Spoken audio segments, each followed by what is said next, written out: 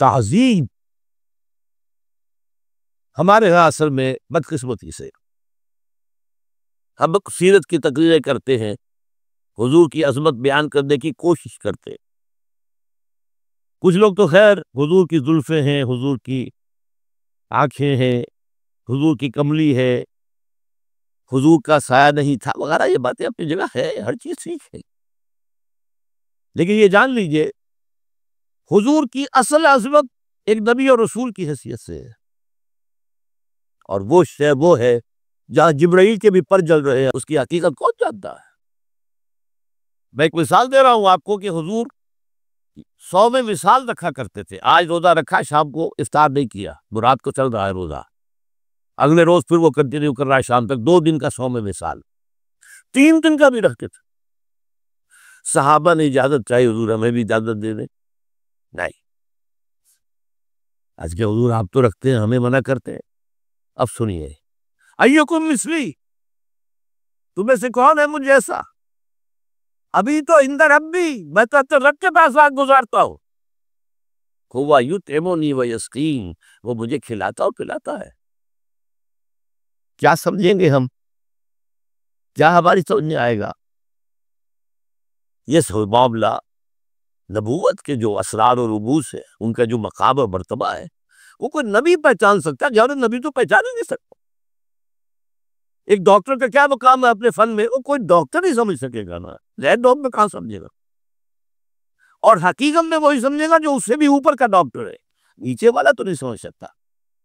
جو کمتر ہے وہ تو اسے اوپر دیکھے گا، اللہ اللہ خیر صدا، جو اوپر ہے اور ظاہر ہے محمد سے اوپر کوئی نہیں صلی اللہ علیہ وسلم۔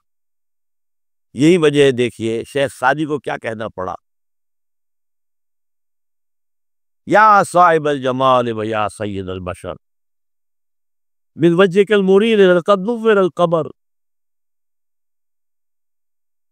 لا يمكن الثناء كما قال حقه بعد از خدا بزرگ توئی، قصہ مختصر۔ اے محمد صلی اللہ علیہ وسلم، آپ کی ثنا جیسے کہ حق ہے ہو ہی نہیں سکتی۔ غالب اس سے بھی آگے گیا ہے، میں بات ابھی آپ کو سناتا ہوں شعر اس کا۔ آپ کی ثنا کا حق ادا ہو ہی نہیں سکتا، بس ہم یہ جانتے ہیں اللہ کے بعد آپ کا مقام۔ غالب جو آگے گیا ہے کہتا ہے، غالب ثنائے خواجہ بیزدان گذاشتے کہاں ذات پاک مرتبہ دان محمد است۔ اے غالب، ہم نے تو حضور کی ثنا تو اللہ کے حوالے کر دی ہے، اس لیے کہ وہی ذات پاک جانتا ہے مرتبہ محمد کا کیا ہے صلی اللہ علیہ وسلم۔ ہم بیان کرنے کی کوشش کریں گے تو توہین کر بیٹھیں گے۔ ایک لطیفہ ہے، ایک بیچارہ کوئی دیہاتی کے پھنسا ہوا تھا کسی جگہ، تھکا ہوا چل رہا تھا، ڈپٹی کمشنر صاحب جا رہے تھے، کار میں بٹھا لیا۔ اب اس نے کہا، پتر تینو اللہ پٹواری کرے۔ اب اس غریب کی جو ہے اس کے ذہن میں تو پٹواری سے اوپر تو کچھ ہے ہی نہیں، اس کے قلم سے جو ہے ادھر کا انتقال ادھر ہو گیا، ادھر کی تھوڑی ادھر سے نہیں گئی، تو ڈی سی کو وہ تعریف کر رہا ہے اپنے سمجھ کے مطابق پٹواری کرے، تو ہم کہیں پٹواری والا معاملہ نہ کریں۔ ہاں، ایک پہلو ایسا ہے جس کے حوالے سے حضور کی عظمت ہماری سمجھ میں آئے گی۔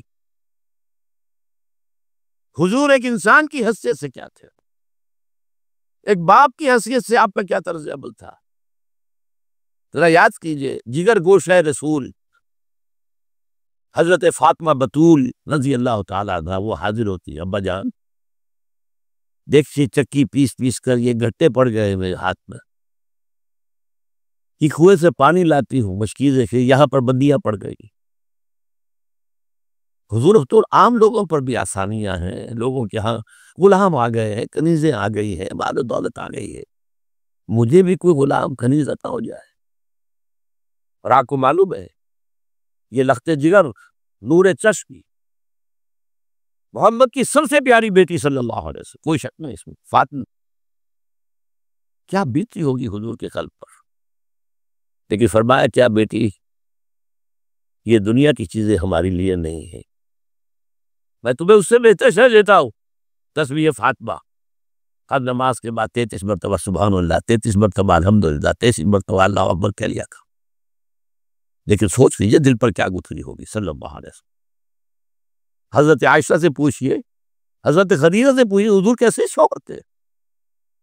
آپ سے زیادہ خواتین کے حق میں نرم، گھر کے کام کا جارو دے رہے، کپڑے جو ہے بوسیدہ انہیں سی رہے، گھر پہ بیٹھے ہوئے، یہ کام کرتے تھے۔ بہرحال ایک بات میں آپ سے عرض کروں،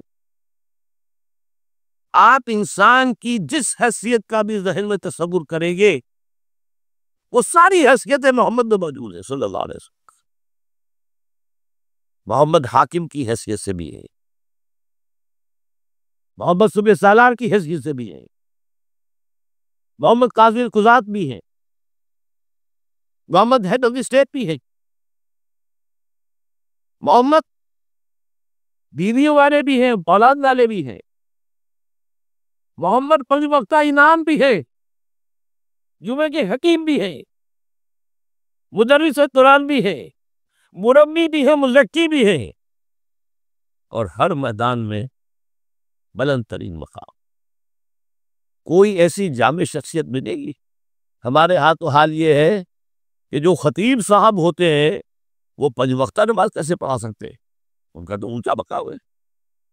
5 وقتہ نماز کے لیے تو اور رہنا چاہیے امام باپ کو، اور وہاں بھی ایک امام سینئر ہوگا، وہ عشاء مغرب اور فجر پڑھائے گا، ایک جونیئر ہوگا بیچارہ، وہ جو خاموش نماز ہے وہ پڑھائے۔ 5 وقتہ نماز پڑھا رہے محمد صلی اللہ علیہ وسلم، اور خطیب بھی وہی ہے، مربی بھی وہی ہے، مزکی بھی وہی۔ ہمارے ہاں جو لوگ تزکیہ نفس کے میدان میں ہیں وہ پھر جماعت کبھی نہیں کراتے، کبھی نہیں دیکھا ہوگا آپ نے کسی صاحب کو کراتے ہو۔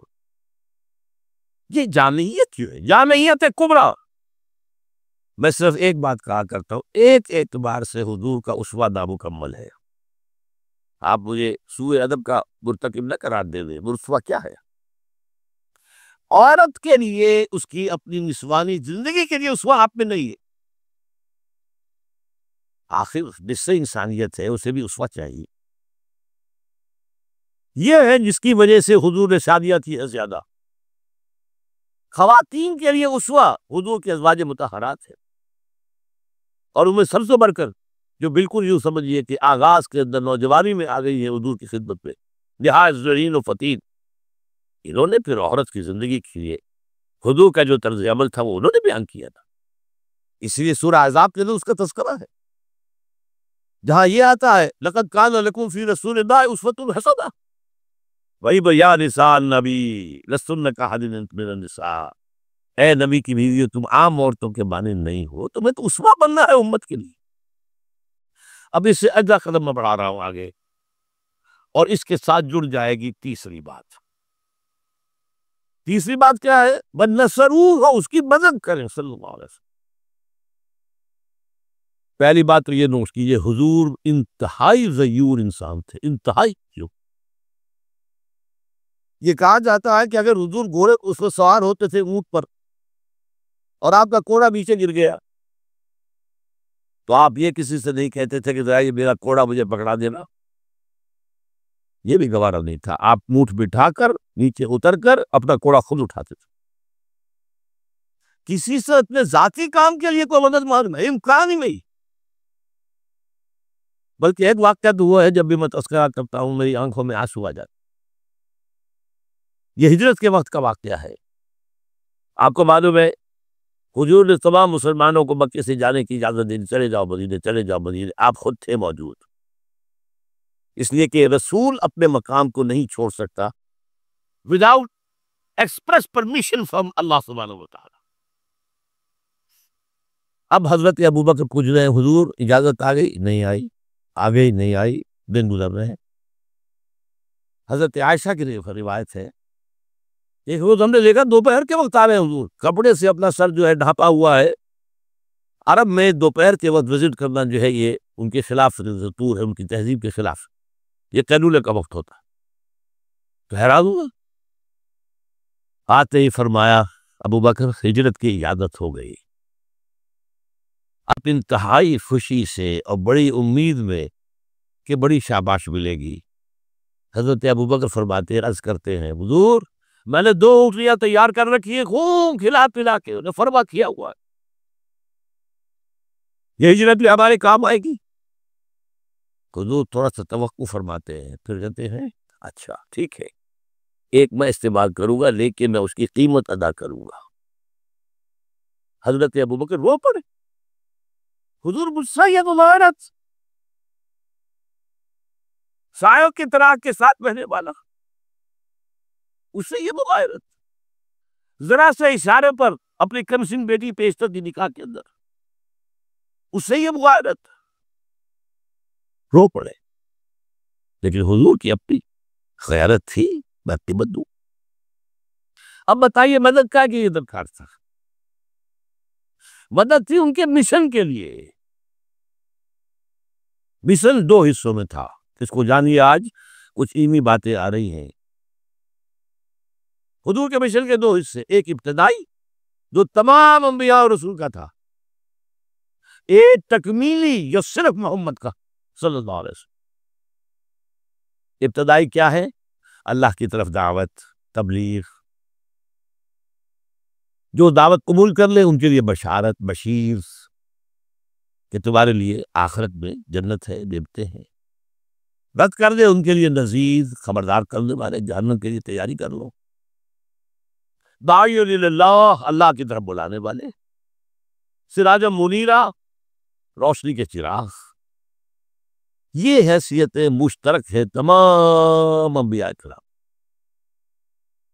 تمام انبیاء بشیر بھی تھے، نذیر بھی تھے، داعی بھی تھے، سراج منیر بھی تھے، اگرچہ ان تمام حیثیتوں میں بھی حضور کا سب سے اونچا مقام علیحدہ نمایاں ہے، لیکن حیثیت بنیادی طور پر مشترک۔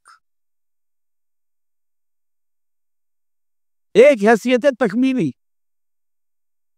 اور وہ کیا ہے؟ اے نبی، جو دین آپ کو دیا گیا ہے صرف تبلیغ نہیں، صرف تعلیم نہیں، اس کو قائم کر کے دکھاؤ نظام زندگی کی حیثیت سے۔ 3 مرتبہ قرآن میں یہ الفاظ حضور کے لیے آئے ہیں، هو الذی ارسل رسولہ بالہدی ودین الحق لیظہرہ علی الدین کلہ۔ 3 دفعہ سورہ توبہ میں یہ الفاظ آئے، سورہ صف میں یہ الفاظ آئے، سورہ فتح میں یہ الفاظ آئے۔ وہی اللہ جس نے بھیجا ہے اپنے رسول کو صلی اللہ علیہ وسلم، الہدا قرآن حکیم، ہدایت کاملہ، اور نمبر 2 دین حق۔ یہ 2 چیزیں دے کر بھیجا، کس لیے؟ تاکہ اس دین کو غالب کرے پورے نظام زندگی پر۔ یہ معاملہ ذرا سوچئے، اور یہ حضور کے لیے 3 دفعہ، اور کسی اور نبی کے لیے 1 دفعہ بھی نہیں۔ قرآن مجید کے اس نکتے کو ذہن نشین کر لیجیے۔